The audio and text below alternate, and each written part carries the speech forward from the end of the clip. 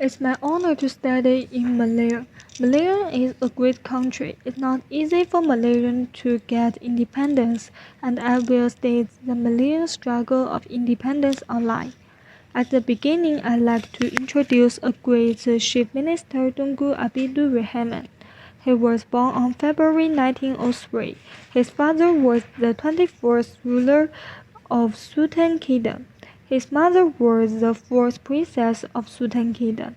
Tunku did not have the right to inherit the throne of kingdom because he ranked the seventh at home and had several elder brothers. He lived in Kingdom Royal Palace in his childhood. Then he became slightly older. Tungu would like to play with civilian children. In Kingdom at the time, Malaya and cholera were spelled epidemics. Tungu's two elder brothers and elder sisters died of cholera. Tungu himself was also suffering from malaria until he left Malaysia to study in London in 1920. He was very active and sociable at college. There were no other Malaysian students at Cambridge in 1922. So Tunku's friends were also all British,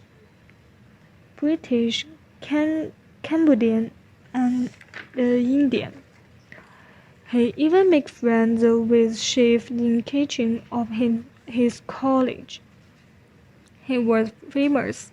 In 1924, Tunku graduated and obtained the Bachelor of Arts degree. After he came back to Malaya, because of his perfect graduate results, he got the government job easily.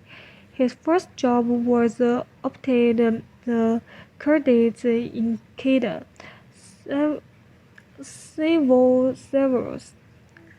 Later, he was transferred to Kulim as assistant district officer. In Kulim, Tunku devotes much of his time touring the district, getting to know the problems of peasants.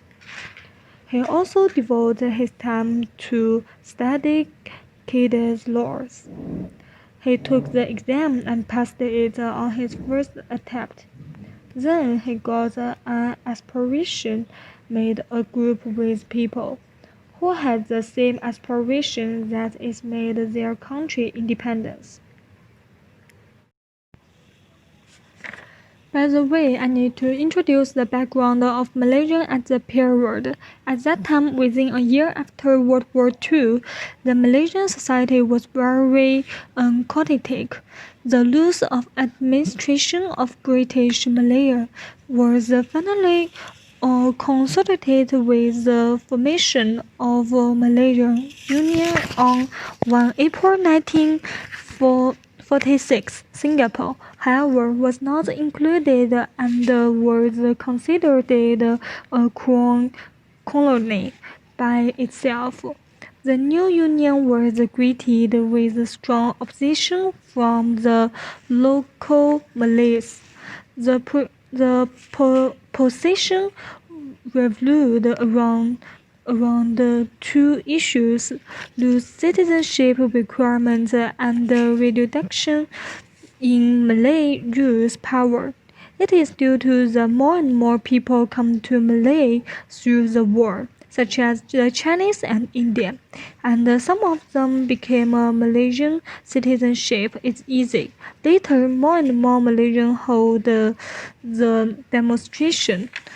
Under the Great Power Show, the union was replaced by the Federation of Malay on 31st January in 1948. At that time, more and more Malaysian people disliked the British of Malaya.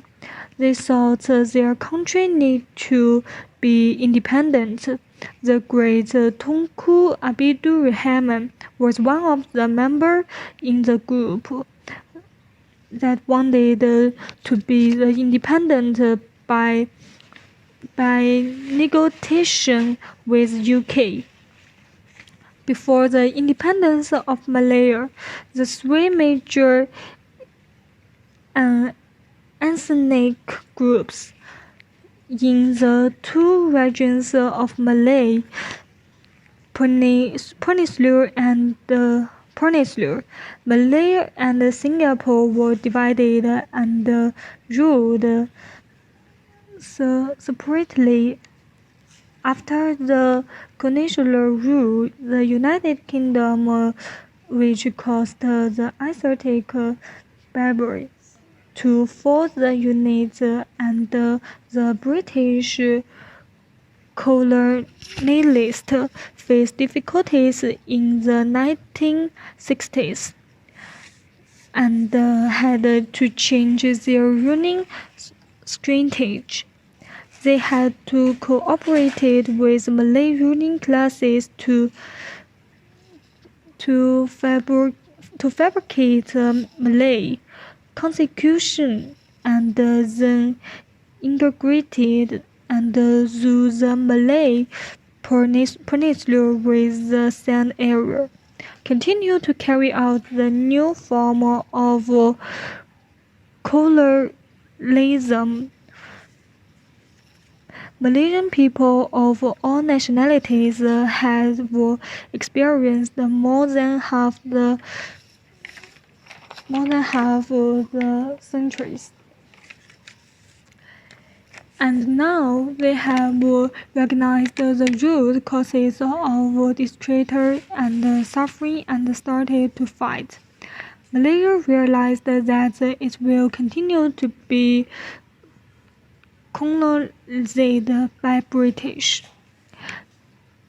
In this way, the national city will never settle down and only bigger cracks will appear.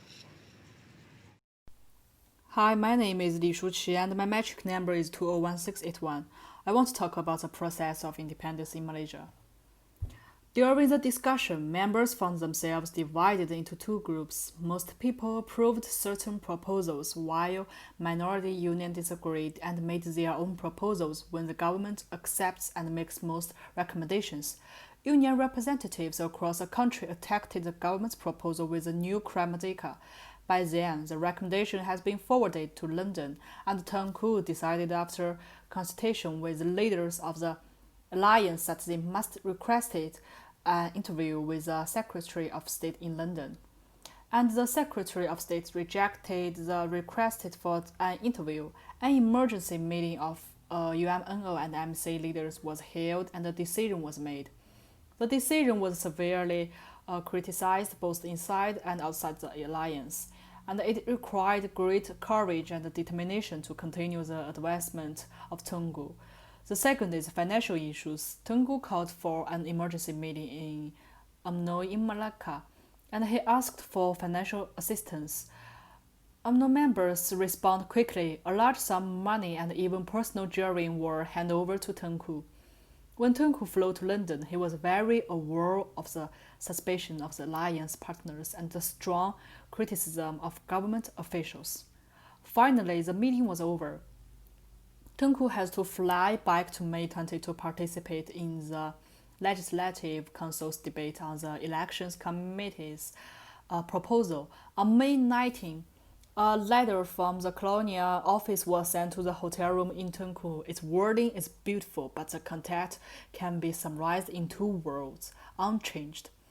Tan Th asks the co-chairman of the alliance, Tan Chen Lok, for the main points of the reply. He and Tengku subsequently left London the next day, leaving Abdul Razak to form the UMNO-MC Merdeka Freedom Bureau, through which propaganda material supporting early independence can be distributed in England. In Kuala Lumpur, Tengku met members of the UMNO Executive Committee in the morning, and the Alliance Round Table members the same night. The Alliance leaders accepted the view that the mission has achieved a measure of success. It was also agreed that the request from the Secretary of State to give the elections proposals a trial could not be accepted. They have prepared a resolution which drafted by Core H.S. Lay rejecting the Colonial Office proposals. The Secretary of State called for consultations with the rulers by the High Commissioner. Tengku decided that the alliance should take the initiative and present their views first. That day, nearly 2,000 alliance supporters assembled at the government office building in support of the proposals. On nomination day, the alliance entered a candidate in every one of the 52 constituencies. Party Nagara entered 30 candidates and 29 Malays and 1 Chinese. 4 other political parties entered a total of 29 candidates. 18 others still stood as independents 2 weeks before nomination day. On announced that he would stand in Johor Bahru and challenged Tengku's state against him. It was a tactical error. Tengku resisted the invitations to focus the election results, but he left it be known that he was confident of an alliance victory. It was only during the last week of the elections that Tengku toured his own constituency. Everywhere he went, he was promised total support. Tengku won with a majority of more than 20,000 votes. Then Tengku became the first chief minister, but society is not very well at that time. There are some of the different partisans, such as the communist part of the Malaya. Next, we will state the struggle between the Malaysia government and the communist part of the Malaya. So thanks for listening. Okay, hello. I will present the part is the event during the Malaysian country just independence. There are many events that at the period of the time. Today I will introduce the Malaysia Communist part event. In the beginning, I have to introduce the background. The MCP is established in World War II. At the beginning, the MCP fight with the Japanese and cooperate with the British Malaysia.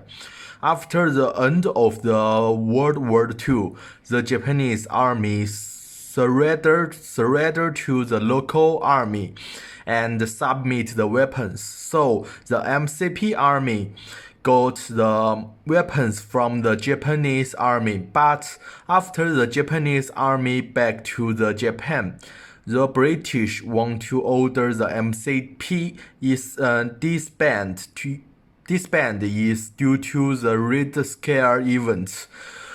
As soon as possible, they hold the meeting and invited the MCP leader to talk things over how to disband the MCP army. Finally, they break the talking. Because the MCP leader says they need to join the Malaysia and get the opportunity to join the government. After break the talking, then the MCP army start to the operation. After 1 year, Malaysia is independent from the British. The Great Prison Minister Tuku Abidul Rahman want to use the peace way to deal with the event. Later, the government invited the MCP leader to talk about how to disband the group on 31 August in 1957. But the MCP leader wants to get the paramilitary seat in Malaysia. Unlikely, more than half of the people disagree with this suggestion, so the meeting is broken. Then until the 31 July 1960, some of the MCP leaders are surrendered to the Malaysia government, so the event just end of in that time. Every country wants to get the independence is not easy thing. Such a slogan said the process of independence is not easy, but it is the honor belong to their people. This slogan comment fact is like Malaysia and China. The struggle of independence is not easy, not an easy thing, but it is the supreme glory. Next, I will state the Chinese struggle of independence. The last days of Qing dynasty in the late 19th and early 20th centuries were marked by civil unrest and foreign invasions. Various internal rebellions caused millions of deaths. Responding to these civil failures and discontent, the Qing imperial court attempted to reform the imperial government in various ways. However, many of the measures were opposed by the conservatives of Qing court. And the failures of the imperial court to enact such political liberalization and modernization caused the reformists to take the road of revolution. In October 1909, the Wuchang uprising succeeded. On the New Year's Day of 1912, Sun Yat-sen took office as the provisional president in Nanjing, cleared the founding of the Republic of China, and then promulgated the provisional treaty law of the Republic of China.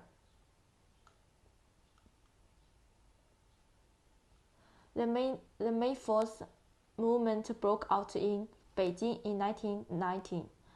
At the beginning of June, the movement developed into the nationwide mass patriotic movement with the working class as the main force and won a preliminary victory. In 1920, the communist group was established in various places after another. January 1924 to July 1927 was the period of the First Civil Revolutionary War. The First Revolutionary Civil War was fought by the Chinese people under the leadership of the Communist Party of China against imperialism and the Northern warlords.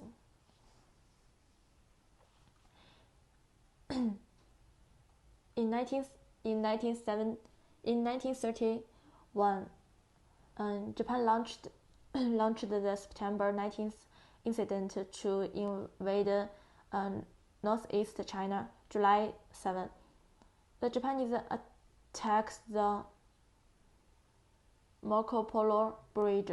Chinese troops fought back. On August 13, the Japanese army attacked Shanghai, and the nationalist government was forced to fight against Japan.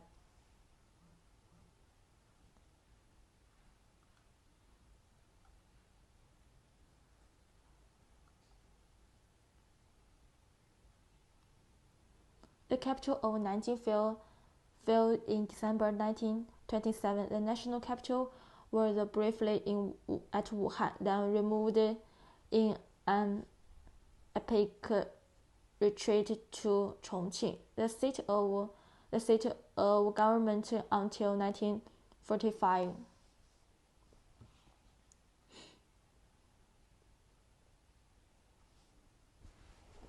In the summer of 1946, the Kuomintang Army, aided by American imperialism, launched an attack on the liberated areas, and a full-scale civil war broke out. From the summer of 1946 to June 1947, the People's Liberation Army crushed the overall and focused attacks of the Kuomintang Army. At the end of June 1947, the People's Liberation Army began a nationwide counter-offensive. From September 1948 to January 1949, the People's Liberation Army launched 3 major campaigns in Liaoshun, Huaihai, and Pinjing, which basically wiped out the main forces of the Kuomintang Army and accelerated the victory of the People's Liberation War throughout the country. In April 1949, the People's Liberation Army crossed the river to fight the liberated Nanjing on 23rd. The Kuomintang conscience Clique was defeated and retreated to Taiwan. In September 1949, the first Chinese People's political consultative